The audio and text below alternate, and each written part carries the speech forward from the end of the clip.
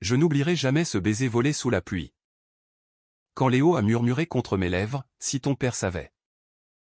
Il nous tuerait tous les deux. Ce soir-là. Sur le pont Neuf. Paris pleurait avec nous. Et moi. Benjamin. Je venais de trahir l'homme qui m'avait recueilli après la mort de ma mère. Si vous pensez que l'amour ne peut pas détruire une famille déjà brisée, alors suivez-moi jusqu'au bout de cette histoire, vous en sortirez changé. Ma mère est partie un mardi de novembre, emportée par ce cancer qui l'avait rongée en silence pendant 2 ans. J'avais 24 ans. Et soudain je me retrouvais orphelin de la seule personne qui m'avait vraiment aimé sans condition. Mon père. Antoine. Que je n'avais vu que pendant les vacances d'été quand j'étais enfant. M'a appelé depuis Paris. Sa voix était calme. Trop calme. Viens vivre avec nous. Benjamin. Tu n'as plus personne à Lyon. Avec nous. Ces 2 mots m'ont glacé. Parce que, nous, signifiait lui et Léo. Je connaissais l'existence de Léo depuis mes 16 ans. Quand mon père avait fait son coming out dans une lettre maladroite envoyée depuis Bordeaux. Ma mère avait pleuré pendant des jours. Moi. J'avais rangé la lettre dans un tiroir et fait comme si rien n'avait changé. L'homosexualité de mon père était un sujet qu'on n'abordait jamais. Et maintenant. Il voulait que je vienne vivre dans leur appartement du Marais. Avec son mari. Le train pour Paris était bondé. Je regardais défiler les paysages gris de l'automne. Et je me demandais comment j'allais supporter de vivre sous le même toit qu'un homme que mon père aimait plus que moi. Son propre fils. J'étais en colère contre le cancer. Contre ma mère qui m'avait laissé seul. Contre mon père qui avait choisi une autre vie loin de nous. Et surtout contre moi-même. Parce qu'une partie de moi était curieuse de découvrir cet inconnu nommé Léo. L'appartement était magnifique, haut plafond. Parquet ancien. Grande fenêtre donnant sur la rue des Rosiers. Mon père m'a accueilli avec une embrassade raide. Tu as maigri. Fiston. Puis Léo est apparu dans l'encadrement de la porte de la cuisine. 32 ans. Grand. Cheveux noirs légèrement ondulés. Yeux bleus perçants. Il portait un pull gris qui mettait en valeur ses épaules larges. Il m'a tendu la main. Bienvenue. Benjamin. Antoine m'a tellement parlé de toi. Sa poignée de main était ferme. Chaude. Trop chaude. J'ai retiré ma main un peu trop vite. Merci. De m'accueillir. Les premiers jours ont été étranges. Mon père travaillait beaucoup, il était architecte dans une grande agence. Léo, lui, était professeur de littérature au lycée Chaptal. Il rentrait vers 17 h. Préparait le dîner pendant que je rangeais mes affaires dans la petite chambre d'amis. On parlait peu. Je sentais son regard sur moi quand il pensait que je ne le voyais pas. Et moi. Je l'observais à la dérobée, la façon dont il coupait les légumes avec précision. Dont il riait aux blagues de mon père. Dont il posait parfois sa main sur l'épaule d'Antoine avec une tendresse qui me serrait le cœur.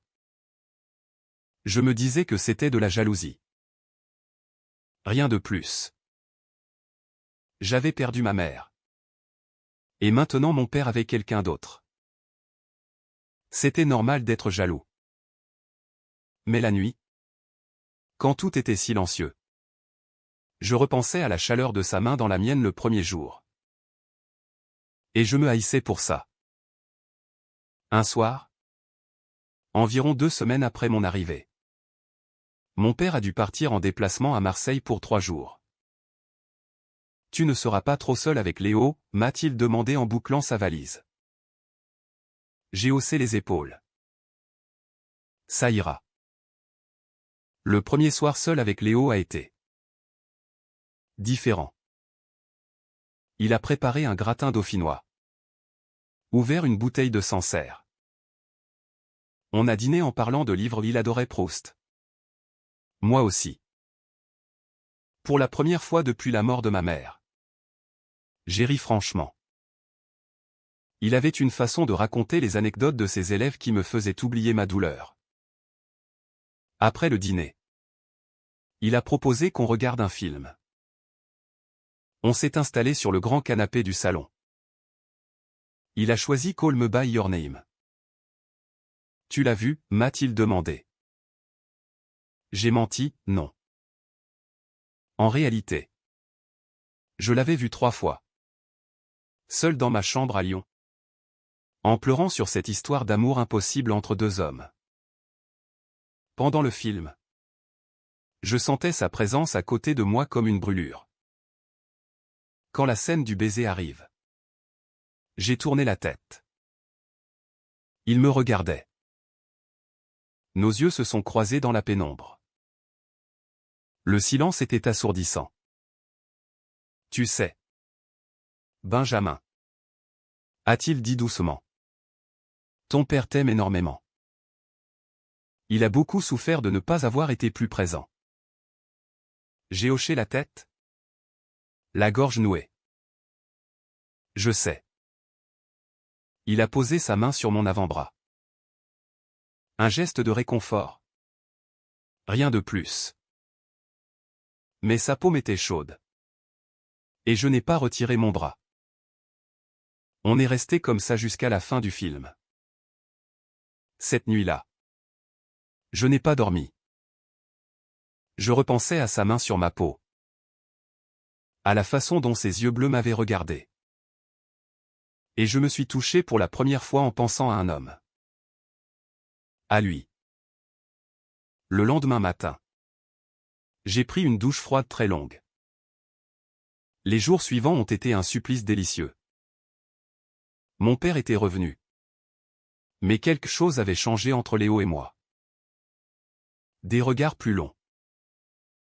Des sourires complices. Des conversations qui duraient jusqu'au milieu de la nuit quand Antoine dormait.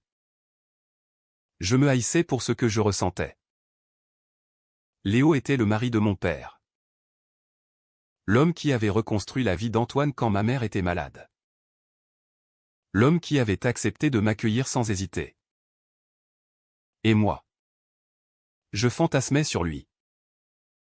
Un après-midi de décembre, il pleuvait des cordes. Mon père était au bureau. J'étais dans ma chambre.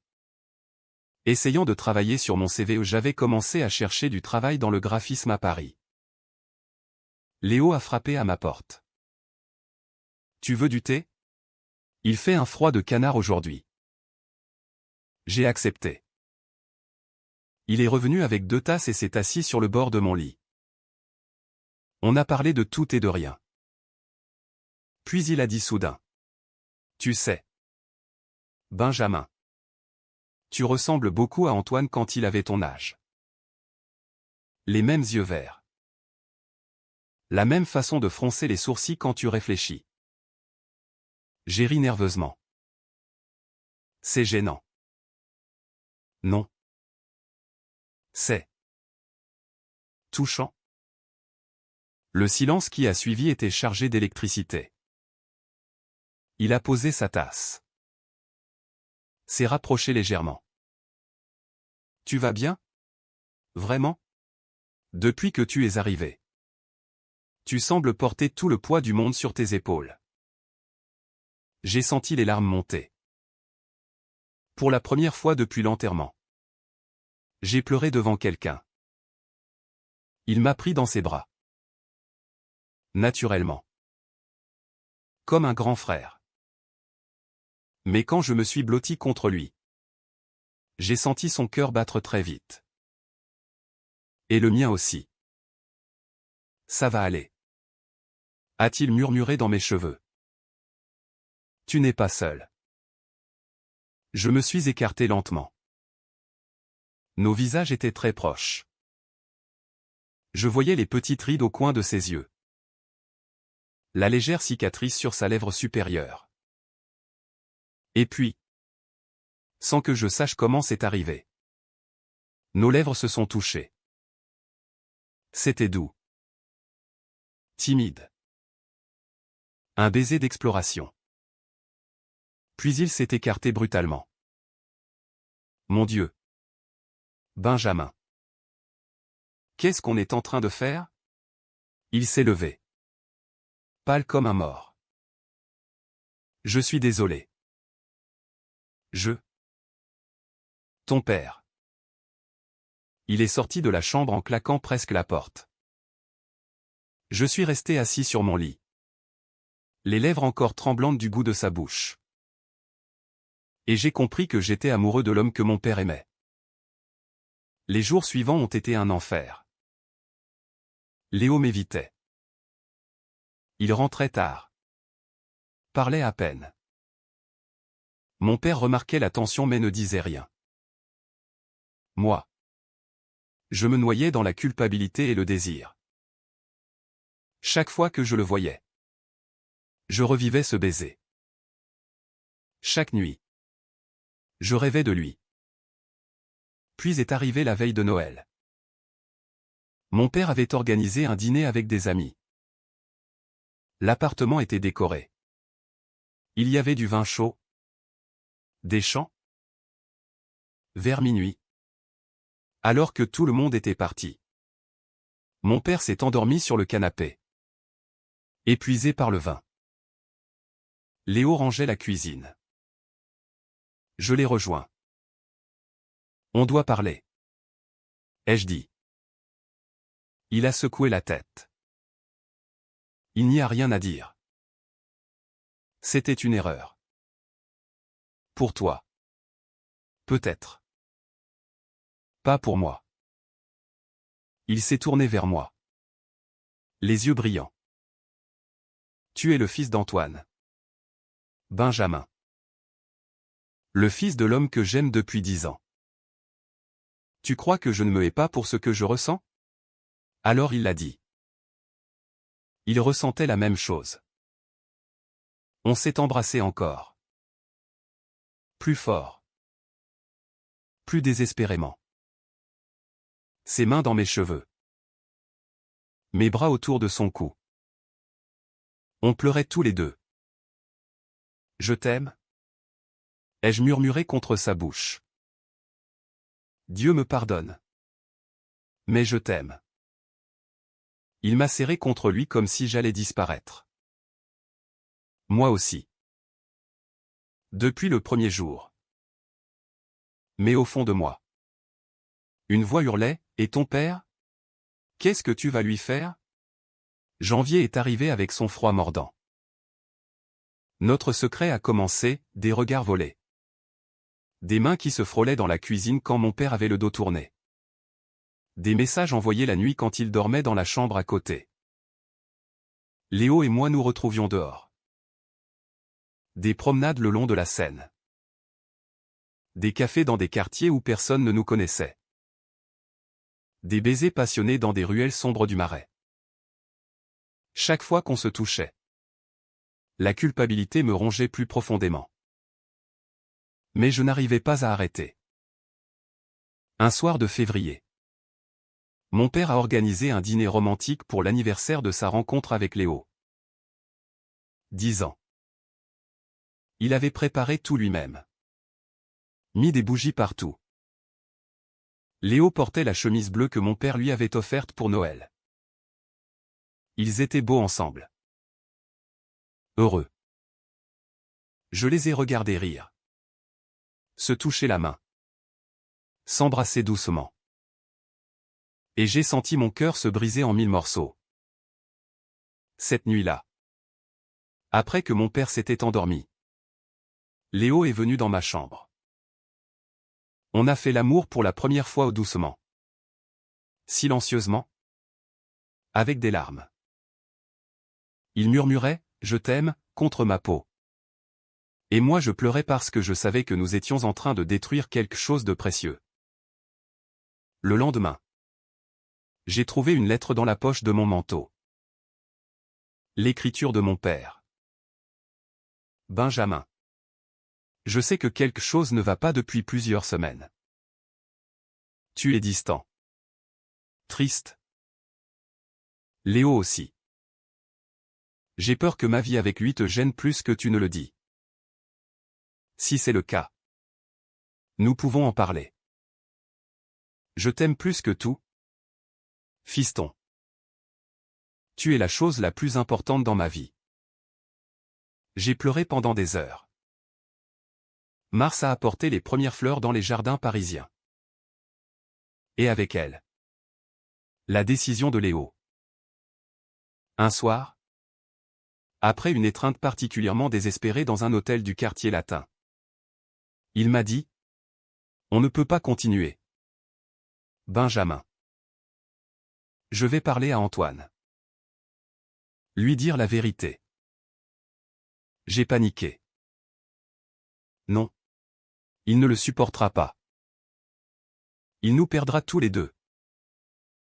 Mais je ne peux pas vivre dans ce mensonge. Je l'aime. Mais je t'aime plus. Ces mots m'ont terrifié et comblé à la fois. Le soir où Léo a décidé de parler à mon père, il y avait un orage terrible sur Paris. Mon père est rentré trempé. De mauvaise humeur à cause d'un projet qui avait mal tourné. Léo a attendu qu'il se change.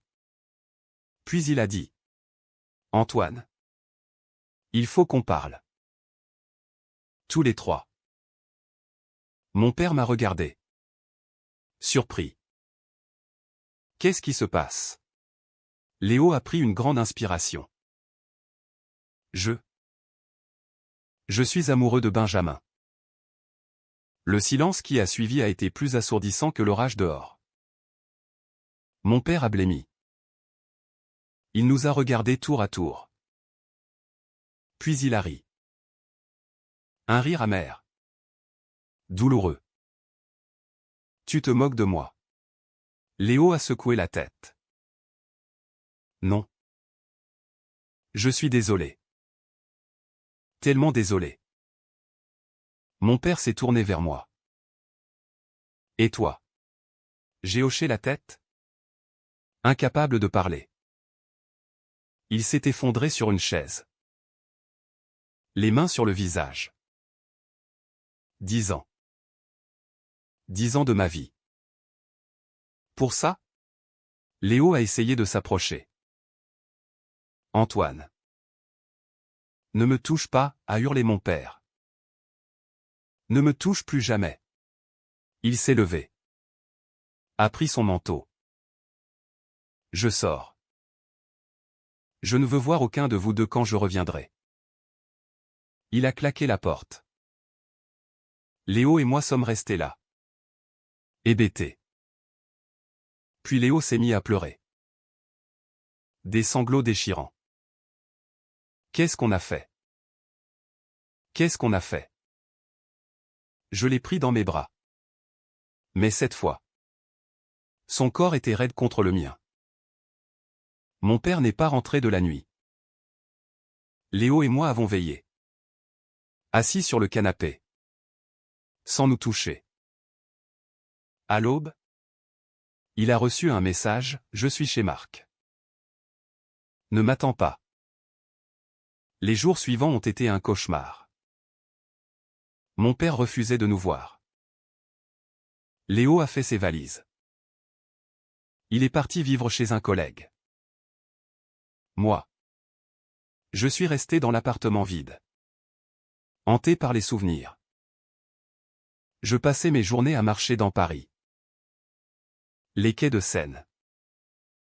Montmartre. Le cimetière du Père-Lachaise où ma mère était enterrée même si son corps était à Lyon. J'allais là-bas pour lui parler. Je lui disais tout.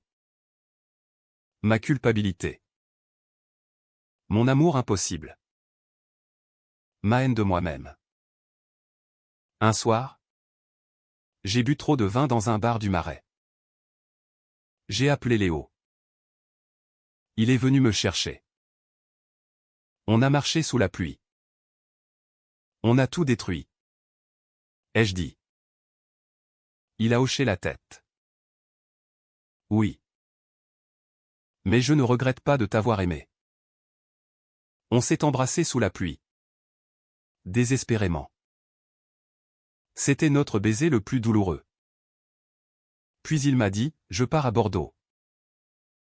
Pour quelque temps. Il faut que je réfléchisse. Je l'ai regardé partir dans le métro. Et j'ai compris que je le perdais aussi. Mon père est revenu une semaine plus tard. Il avait maigri. Les yeux rougis. On s'est assis dans le salon. Le silence était terrible. Pourquoi? Benjamin? A-t-il demandé enfin. Pourquoi lui? J'ai pleuré. Je ne sais pas. Ça a commencé comme une attirance. Et c'est devenu tout. Il a hoché la tête lentement. Tu sais que je l'aime depuis 10 ans? Que c'est lui qui m'a sauvé quand ta mère était malade. Quand je me haïssais d'être gay et de ne pas pouvoir être l'homme qu'elle méritait? Chaque mot était un couteau. Je suis désolé. Papa. Tellement désolé. Il m'a regardé longuement. Tu es mon fils. Je t'aime. Mais je ne sais pas si je pourrai pardonner. Pas tout de suite. On a vécu comme des étrangers pendant des mois. Il dormait dans la chambre d'amis. Moi dans la grande chambre. On se croisait dans la cuisine. On se disait bonjour poliment. Léo m'envoyait des messages de Bordeaux. Il avait trouvé un poste là-bas. Il me disait qu'il pensait à moi tous les jours. Mais il ne revenait pas. J'ai commencé à aller voir un thérapeute. À parler de ma mère. De mon père.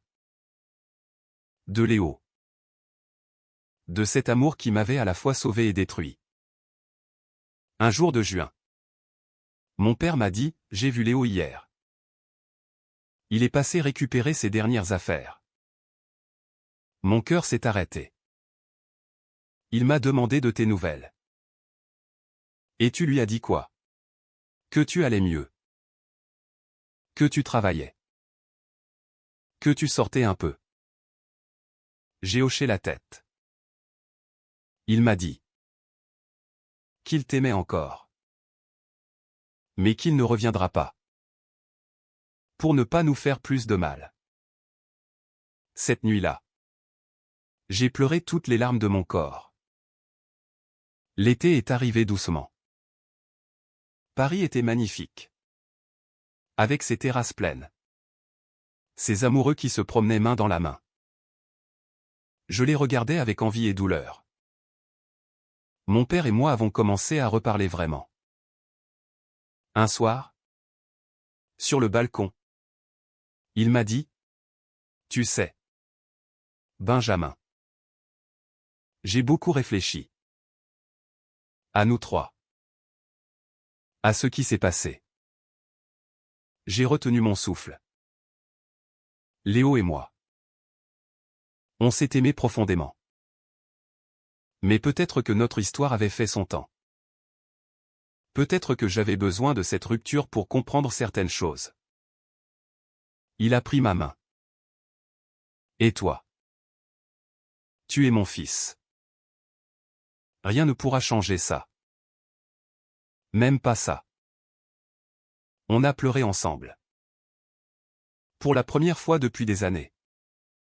Je l'ai serré dans mes bras comme quand j'étais petit. Un jour d'août, j'ai reçu une lettre de Léo. Une vraie lettre. Avec un timbre de Bordeaux.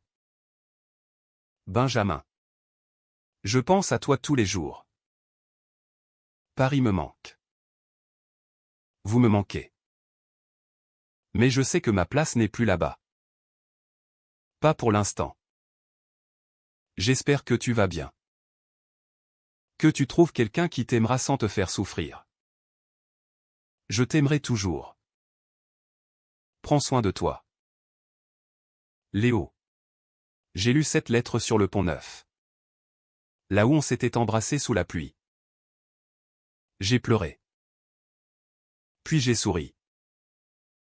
Parce que pour la première fois depuis longtemps, je me sentais en paix. Mon père a rencontré quelqu'un quelques mois plus tard. Un homme gentil, plus jeune que lui, qui le faisait rire. Je l'ai vu renaître doucement. Moi, j'ai commencé à sortir avec des garçons. Rien de sérieux. Mais j'apprenais à aimer à nouveau. À accepter qui j'étais. Un soir de décembre, un an après le drame, mon père et moi avons dîné ensemble. On a ouvert une bouteille de champagne. À ta mère, a-t-il dit en levant son verre. Et à nous. À nous? Ai-je répondu. Et dans mon cœur, j'ai ajouté silencieusement, et à Léo. Où qu'il soit. Parce que l'amour, même quand il détruit tout, nous rend parfois plus humains. Paris continuait de vivre autour de nous. Les lumières de Noël scintillaient sur la Seine. Et moi, Benjamin, j'avais enfin compris que les familles se brisent parfois pour mieux se reconstruire. Différemment. Mais plus fortes.